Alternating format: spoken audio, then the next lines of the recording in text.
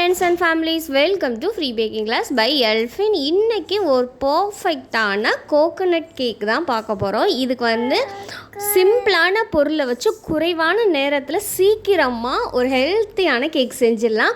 இது வந்து மைதாவோ கோதுமையோ மாவு எதுவுமே சேர்க்காமல் அந்தளவுக்கு பர்ஃபெக்டாக ஒரு கேக் பண்ண முடியும்னா நம்மளால் கொடுத்துருக்க மெஷர்மெண்ட்டை பயன்படுத்தி கண்டிப்பாக பண்ண முடியும். இதில் நீங்கள் ஒரு பார்ட்டி வேர் ஒரு ஃபங்க்ஷன் இல்லை திடீர்னு ஒரு செலிப்ரேஷன் அப்படின்னா இந்த மாதிரி கேக் நீங்கள் செஞ்சு அவங்களுக்கு ப்ரெசென்ட் பண்ணும்போது அவ்வளோ டேஸ்டியாக, அவ்வளோ ரிச்சாக, அவ்வளோ லுக்காக, அவ்வளோ ஹெல்த்தியாக இருக்கும். ஸோ வந்து இந்த வீடியோஸ் மிஸ் பண்ணாமல் பாருங்கள். நீங்கள் ஃப்ரீயாகவே பேக்கிங் கற்றுக்கணுமா இல்லை பேக்கிங் கற்றுக்க அவ்வளோ இருந்து பக்கத்தில் கிளாஸஸ்லேயே ஜஸ்ட் எங்கள் சேனலை சப்ஸ்கிரைப் பண்ணி ஃப்ரீ பேக்கிங் கிளாஸில் ஜாயின் பண்ணிக்கோங்க. இது முற்றிலும் இலவசமாக வழங்கக்கூடிய ஒரு கேக் பயிற்சி வகுப்பு. இது உங்களுக்கு பெறலை அப்படின்னாலுமே பயன்படுறவங்களுக்கு ஒருத்தவங்களுக்கு ஷேர் பண்ணிங்கன்னா கண்டிப்பாக யூஸ்ஃபுல்லாக இருக்கும். ஏன்னா இது முற்றிலுமாக இலவசமாக வழங்கக்கூடிய ஒரு கேக் பயிற்சி வகுப்பு. இதுக்கு நீங்கள் எந்த ஒரு ஃபீஸும் கட்ட தேவையில்லை, எந்த ஒரு எஜுகேஷன் குவாலிஃபிகேஷனும் தேவையில்லை. எங்களுடைய சேனல் உங்களுக்கு பிடிச்சிருந்துச்சுன்னா லைக் பண்ணுங்கள், ஷேர் பண்ணுங்கள் அண்ட் கமெண்ட் பண்ணுங்கள், சப்ஸ்கிரைப் பண்ணுங்கள். பக்கத்தில் இருக்க பெல் ஐக்கானை கிளிக் பண்ணி ஃப்ரீ பேக்கிங் கிளாஸில் ஜாயின் பண்ணிக்கோங்க.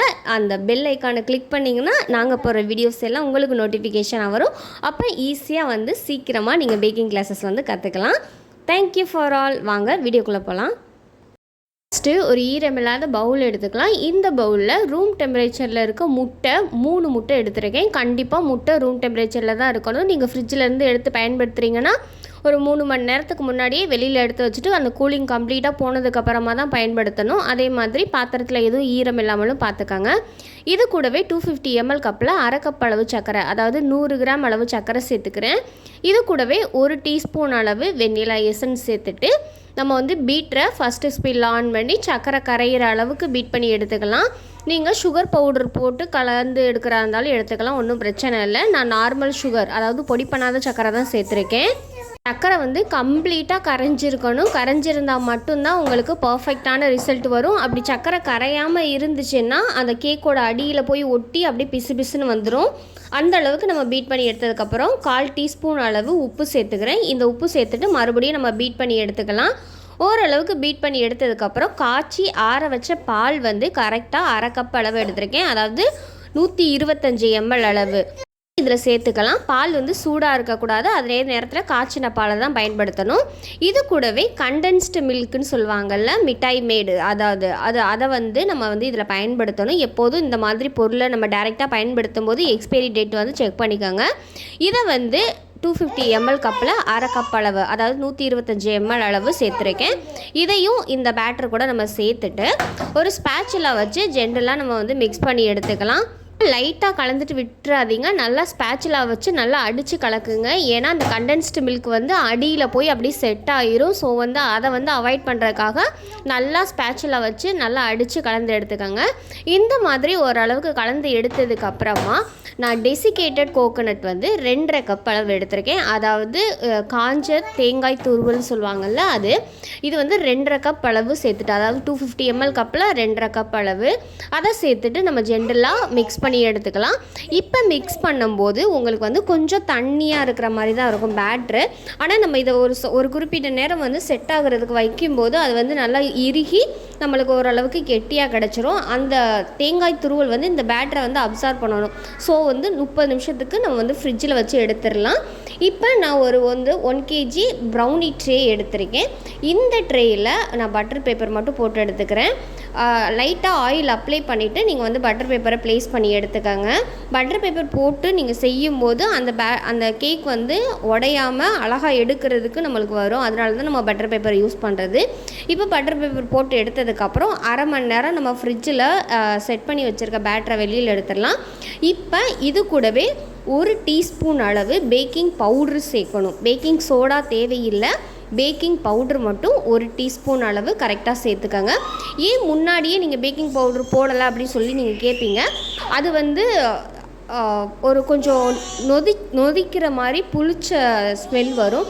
அதனால தான் எப்போதுமே ஃப்ரிட்ஜில் வச்சு எடுத்ததுக்கப்புறமா நம்ம பேக்கிங் பவுட்ரு சேர்க்குறோம். இந்த பேக்கிங் பவுடரை சேர்த்துட்டு ஜென்ரலாக நல்லா மிக்ஸ் பண்ணி எடுத்துக்கோங்க. ஏன்னா பேக்கிங் பவுட்ரு எல்லா இடத்துலையும் ஈவனாக படுற மாதிரி நம்ம வந்து நல்லா கலந்து எடுத்துக்கணும். பாருங்கள் எந்த அளவுக்கு கெட்டியாக இருக்குன்னு. ஏன்னா அந்த தேங்காய் துருவல் எல்லாமே இந்த பேட்டரை வந்து அப்சர்வ் பண்ணி ஊறி நல்லா சாஃப்ட் அண்ட் ஸ்பாஞ்சாக இருக்கும். இப்போ நம்ம ரெடி பண்ணி வச்சுருக்க பேக்கிங் ட்ரேயில் இந்த பேட்டரை நம்ம சேர்த்துட்டு நல்லா ஸ்பேச்சுலா வச்சு ஈவன் பண்ணி எடுத்துக்காங்க. ஸ்பேச்சுலா வச்சு பண்ணும்போதே நல்லா அழகாக வரும். அந்த வேலையெல்லாம் பார்க்க ரொம்ப இன்ட்ரெஸ்டிங்காக இருக்கும்ல. ஸோ வந்து அது நல்லாயிருக்கும். ஸ்பேச்சுலா வச்சு ஈவன் பண்ணிவிட்டு லைட்டாக 2 டைம் வந்து டேப் பண்ணிக்கோங்க. இதில் ஏர் பபிள்ஸ்லாம் அவ்வளோக்கா இருக்காது. ஸோ வந்து லைட்டாக டேப் பண்ணிவிட்டு டிஜியை 170 டிகிரியில் 10 நிமிஷம் ப்ரீ ஹீட் ஆன் பண்ணிக்கோங்க. கரெக்டாக பேட்டரை உள்ளே வச்சுட்டு கரெக்டாக 170 டிகிரியில் 25லேருந்து 30 நிமிஷம் வரைக்கும் பேக்கிங் டைம் ஆன் பண்ணிக்கோங்க. டாப் அண்ட் பாட்டம் ராடு ரெண்டுமே ஆனில் இருக்க மாதிரி பார்த்துக்கோங்க. குக்கரில் எப்படி பேக் பண்ணுறதுன்னு கேட்குறீங்க. குக்கரில் எப்படி பேக் பண்ணுறதுன்னு கிளாஸ் 2ல் அப்லோட் பண்ணியிருக்கேன். தேவைப்படுறவங்க அதில் வந்து செக் பண்ணி பார்த்துட்டு அதில் எப்படி பண்ணலான்னு பார்த்துக்கோங்க. இப்போ நம்ம கேக் வந்து கரெக்டாக 25 நிமிஷத்துலேயே வெந்துருச்சு. நான் வந்து வெளியில் எடுத்து ஆற வச்சுட்டேன். ஒரு டூத் பிக்கோ ஒரு ஸ்டிக்கோ வச்சு உள்ளே இன்சர்ட் பண்ணி பார்க்கும்போது குச்சி வந்து க்ளீனாக வரணும். மாவு மாதிரி பிசுன்னு ஒட்டுச்சுன்னா வேகலைன்னு அர்த்தம். இந்த மாதிரி பர்ஃபெக்டாக நல்லா ஆறுனதுக்கப்புறம் தான் நம்ம வந்து டிமோல்ட் பண்ணணும். ஃபஸ்ட்டே டிமோல்ட் பண்ணிங்கன்னா அது வந்து கிராக் ஆகிறதுக்கு வாய்ப்பு இருக்குது. ஏன்னா அவ்வளோ சாஃப்டாக இருக்கும் இந்த கேக்கு. பாருங்கள் எவ்வளோ ஒரு அட்ராக்டிவான ஒரு கோல்டன் கலரில் அவ்வளோ பர்ஃபெக்டாக வந்திருக்கு. அந்த பட்டர் ஷீட்டில் எதுலேயுமே ஒட்டலை. அந்தளவுக்கு நம்ம வந்து கரெக்டான மெஷர்மெண்ட் கொடுத்துருக்கோம். இப்போ ஒரு நைஃப் வச்சு நல்லா கட் பண்ணிவிட்டு இது வந்து ஒரு 3 to 4 days வரைக்கும் நம்ம வந்து நார்மல் ரூம் டெம்பரேச்சர்லேயே வச்சு சாப்பிட்லாம்.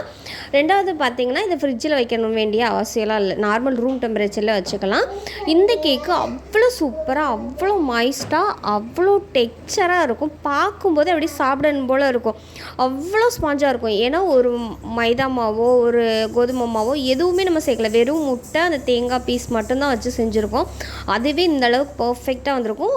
குறிப்பாக வந்து இது வந்து ஒரு பார்ட்டி ஒரு டின்னர் ஏதோ ஒரு ஃபங்க்ஷனுக்கு நீங்கள் ரெடி பண்ணுறீங்க அப்படின்னா இந்த மாதிரி ரெசிபியை நீங்கள் ஈஸியாகவும் செஞ்சிடலாம், டக்குன்னு செஞ்சிடலாம். அதே நேரத்தில் ரிச்சான டேஸ்ட்லேயும் இருக்கும். ஒரு பால்கோவா மாதிரி ஒரு டேஸ்ட்டும் இருக்கும், ஒரு ஃபுட்டிங் கேக் டேஸ்ட்டும் இருக்கும். அது என்ன டேஸ்ட்னே சொல்ல தெரியாது. அந்த அளவுக்கு வாயில் வச்சோன்னே மெல்ட் ஆகிற அளவுக்கு பர்ஃபெக்டான டேஸ்ட்டில் இருக்கும். ஸோ கண்டிப்பாக எல்லாருமே இங்கே ட்ரை பண்ணணும். ட்ரை பண்ணிவிட்டு எனக்கு ஃபீட்பேக் சொல்லுங்கள்.